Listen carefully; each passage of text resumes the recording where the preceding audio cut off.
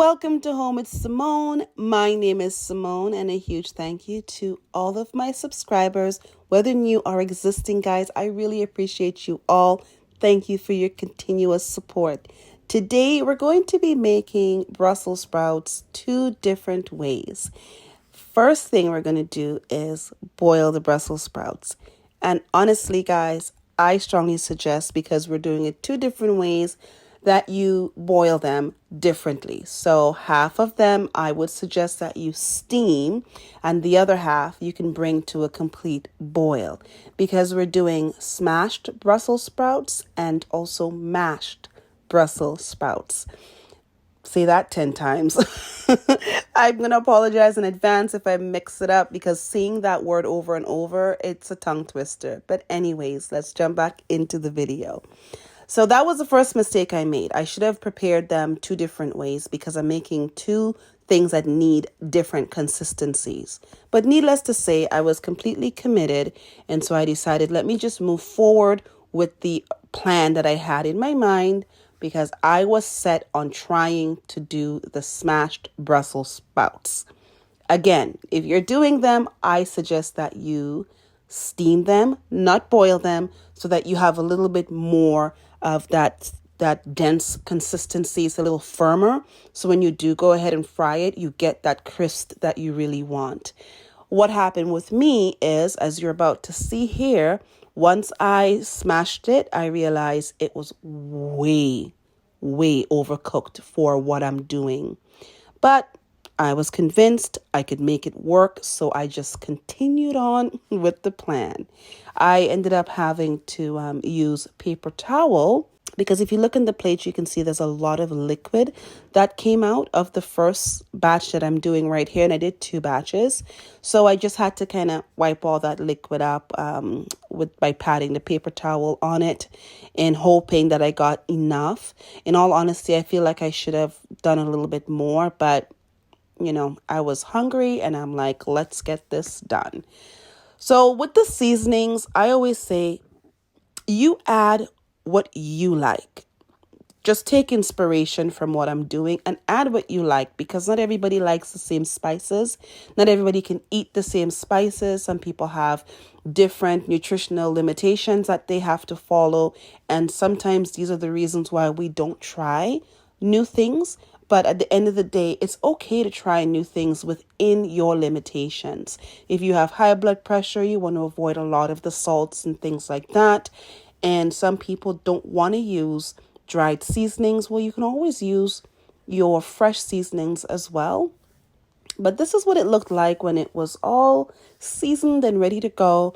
And the other mistake that I made is, because I use olive oil and olive oil burns very quickly, I turned off the oil while I was preparing the smashed Brussels sprouts,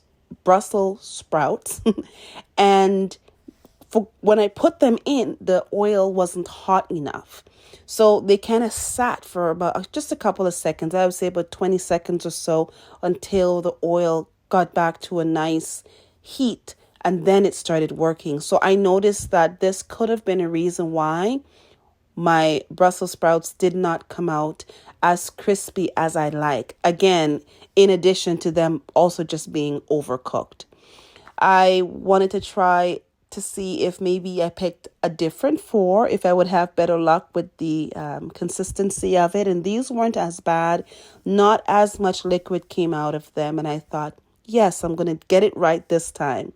I should have, in hindsight, used a paper towel and just dabbed up whatever liquid came off of it. But I didn't do that.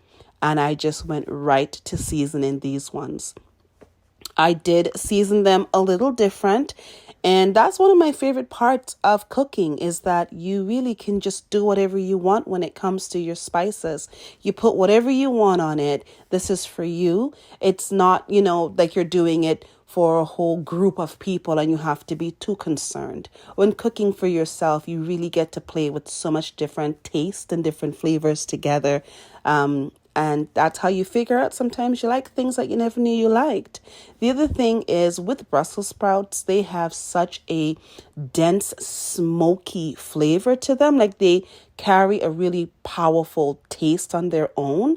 So I find myself personally that they are one of those vegetables that you can season and they're still able to stand. You're not getting overpowered by your spices, but you're still actually getting the flavors of the vegetable itself. So that's one of the reasons why I really like working with Brussels sprouts.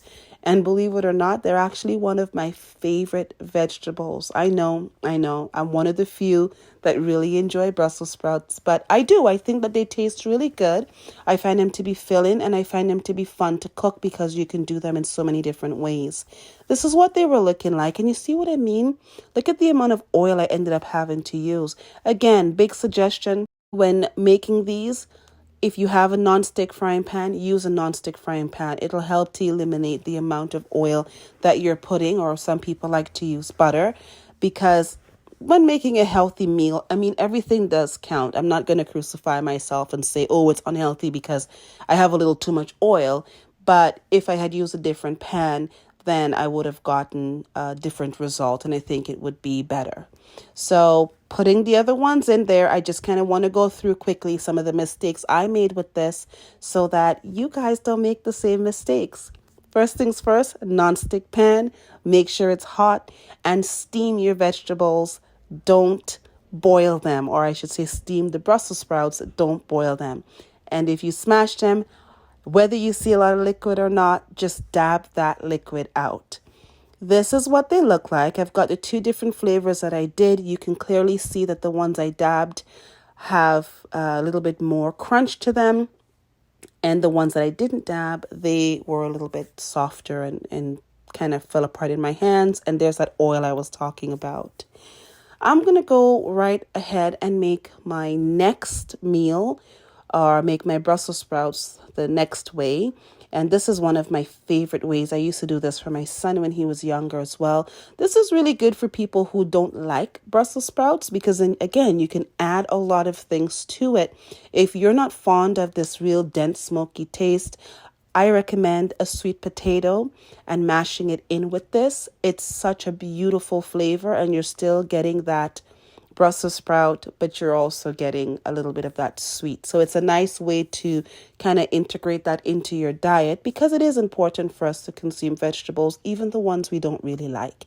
So why not do it in a fun way that's going to be more appealing and easier for you to manage? I use the sweet potato trick primarily when I make carrots because I don't like them at all. I don't mind them raw, but not steamed. So whenever I steam them, I'll go ahead and just mix it in with a sweet potato.